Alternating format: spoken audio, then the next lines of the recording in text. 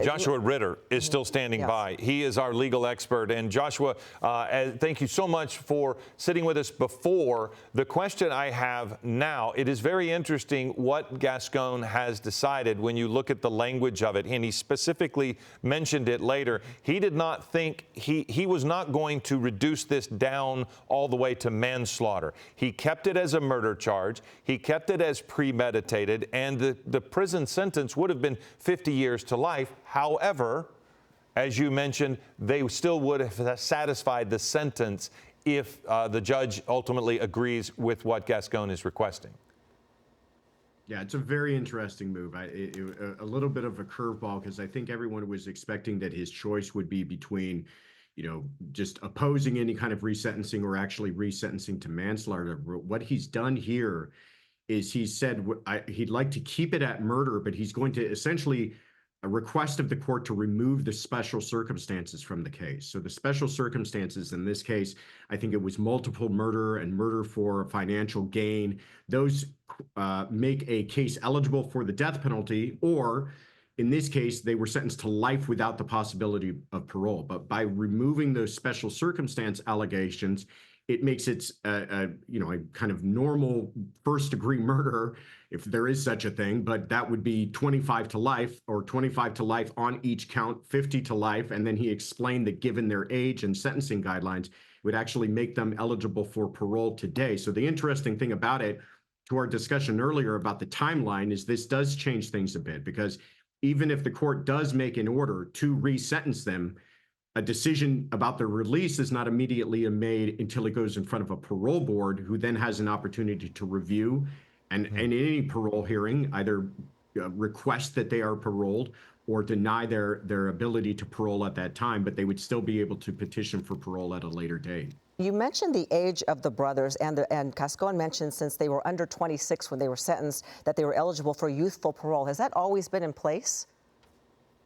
I think that is something new since the time of the murder. So I think what he's asking is that we use these kind of new guidelines considering their age at the time of the murder in conjunction with his request to have those special circumstances removed.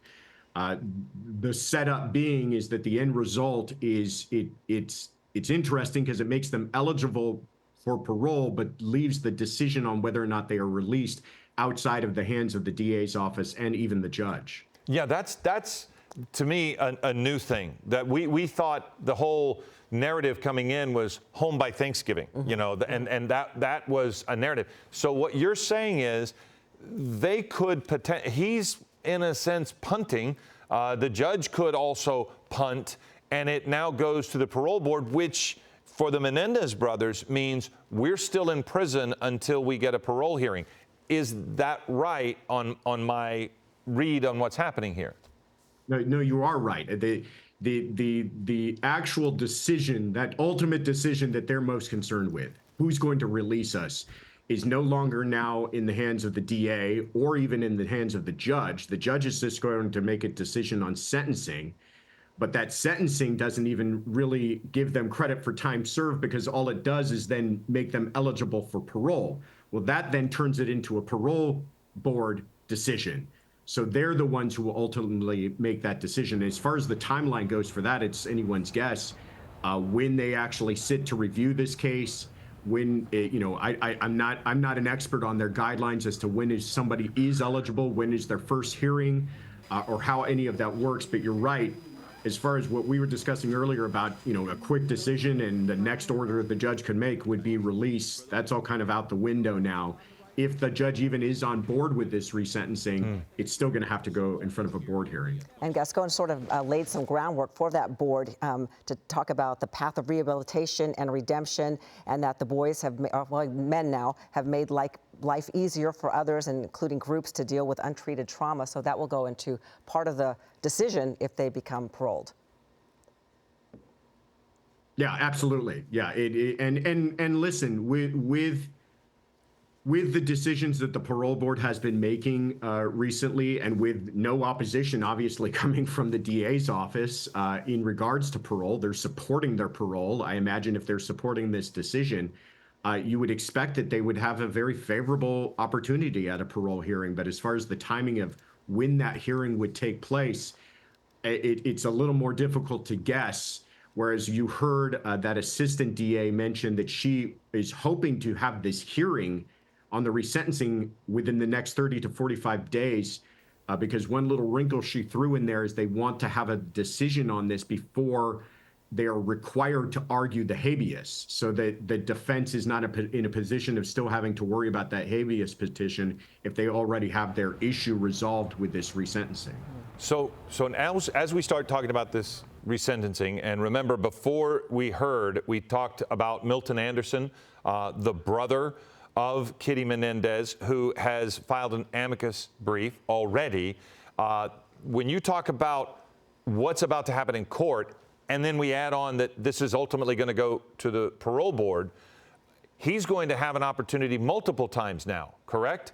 And by the way, it was a noticeably absent discussion in this press conference here. They didn't mention this amicus brief already filed that I heard. And so how or what do you think goes on, or logistically what happens there? Well, as far as you were saying, the amicus or people opposed to this, what you're saying is absolutely true, and what we were discussing is true. They will still have an opportunity to be heard at this resentencing hearing. If that is granted, and they do go along with Gascon's suggestion that they're sentenced on a murder charge, but less than life without parole, and that is handed over to the parole board, they will then be given an opportunity to be heard by the parole board as well. So you're right. Their voice will certainly be heard throughout this whole process moving forward. Were you surprised? The habeas, go ahead. Sorry, but the habeas is just this kind of side adventure where that's what originally was filed last year, and that's still pending. And that's not what Gascon is answering today. So what they were saying is that they want to try to resolve this before that habeas deadline, so that that doesn't affect the defense having to still argue the habeas, if that makes sense, I hope. Mm-hmm. Were you surprised that the DA brought in the family members as sort of almost like an impact statement before the hearing? Did this surprise you for this press conference? I was surprised that he brought them in when he said that he hadn't even really finalized his own decision until about an hour before the press conference. That was shocking to me. I thought the fact that they even called this press conference meant that he had already made a decision and he knew it was something that he wanted to share with everyone and had invited family members. So the fact that he was just letting people know minutes before he actually told the rest of the world was kind of shocking to me. Yeah, according to him, he was making his decision at the time the press conference was supposed to begin at 1:30. So yeah, that was interesting. But part of that is relatively hard to believe, and I don't want to go too far in the criticism or jumping into someone's mind, but to have them speak at this press conference seems a bit hard to believe that he hadn't. Here's what I would say. It seems to me, Joshua, that he was saying he didn't know what his decision was going to be, whether it was the manslaughter, whether it was the murder, whether it was to take it to the parole. He was still in debating even within his office. So I feel like there's reason to believe that he knew he was going to make a decision that at least they'd be somewhat happy with, because having people plan to speak at the press conference where you completely had no idea what you were going to say seems very hard to believe. That's a really good point. I mean, when he's saying he was undecided, there's many things he could have been undecided about. Exactly. Right. It could have been that he was undecided about the manslaughter. It could have been that he was undecided about this situation, which we had not really discussed all that much. But I think you're probably right. If he's inviting family members, he was at least decided about somehow supporting their efforts to have the boys released. So the judge will get the recommendation tomorrow, apparently, when he files. How soon does the judge make a decision? Any speculation how long that will take? Well, like that assistant DA was kind of trying to explain the timeline. They'll file it tomorrow, the requested date as soon as they can. They're hoping to push this within 30 to 45 days to have the hearing. So they are hoping. Their efforts are that within 30 to 40, which, by the way, in the criminal court system, 30 to 45 days is basically breakneck speed. So they're hoping to have this in front of a judge with a full-fledged hearing, both sides making their arguments and a judge making a decision within a month and a half.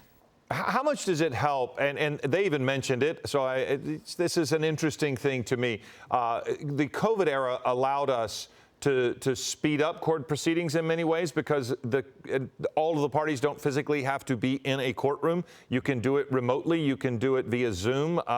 Is that maybe a factor here? Because I don't know. She was mentioning tomorrow they're not all going to be there. They're just going to file it. So is there that possibility that some of this, because in many cases it's the beginning of the beginning, that it could be handled remotely?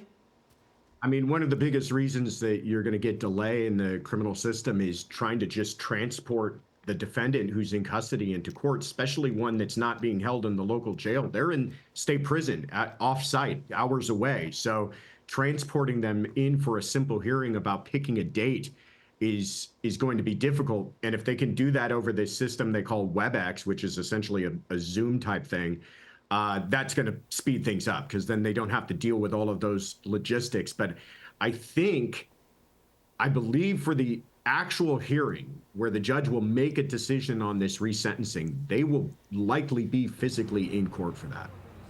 Well, Joshua, we want to say thank you again, and if you could just stick around as we continue to talk about this. We did hear from the family members, and we had talked with our producers a moment ago that I think we have some of those statements recued. So again, we are working with you. We're taking you up to the top of the hour before Eyewitness News at 3, kind of letting you know what happened with George Gascon if you missed any of it. But he did make an announcement today that he is going to suggest a resentencing to murder charges, which again is not manslaughter, which is what many people had thought, which make them eligible for parole instead of life without parole. He also, at this press conference, had some of the family members who gave their support for G.A. Gascon.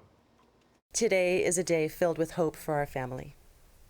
We are here because District Attorney Gascon has taken a brave and necessary step forward by recommending a resentencing for Lyle and Erik.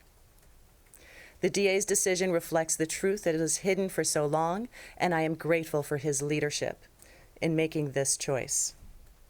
We stand united in our hope and gratitude. Together, we can make sure that Erik and Lyle receive the justice they deserve and finally come home.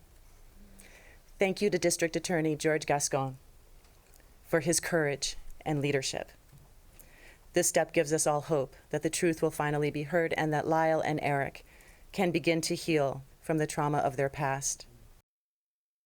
We are here today because District Attorney Gascon has taken a brave and compassionate step forward by recommending resentencing for my cousins, Erik and Lyle, and we wish to offer our deepest gratitude to DA Gascon. This decision is not just a legal matter. It is a recognition of the abuse my cousins endured, and we are grateful for the DA's leadership in putting justice over politics. We know this wasn't an easy decision, but is the right one. This is about truth, justice, and healing. It is time for Lyle and Erik to come home. And I ask all of you to join us in this fight for justice. We stand united in our hope and in our gratitude.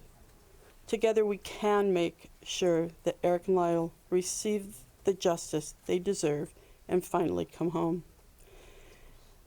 Thank you again to District Attorney George Gascon for his courage and leadership. This step gives us all hope that truth will finally be heard and Erik and Lyle can begin to heal from the horrors of their past. We hope this will also shed light and increase awareness and help others who have been victimized by sexual violence. Thank you all so much for being here today. We are grateful for everyone's support. What we like to say to them, and it's we, because it's not I made the final decision obviously, but we have a whole team that worked on it.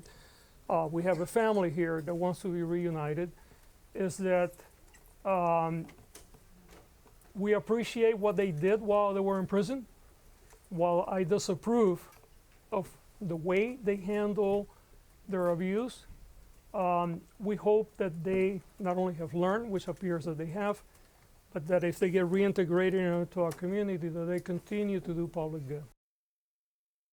So we heard from the relatives of the two brothers, but we did not hear about the other side that it's opposing them getting resentenced. We did hear a message of unity from the family members in attendance, but again, Milton Anderson, who is the brother of Kitty Menendez, has filed an amicus brief. He does not believe that the brothers should be resentenced. He does not believe they should be out. So there is some disagreement in the family. And then, of course, we heard today, and Joshua Ritter is still with us. You had mentioned that there were people in the DA's office that didn't agree with this. And I found it, one thing I did when I was watching the DA, I felt he looked exhausted.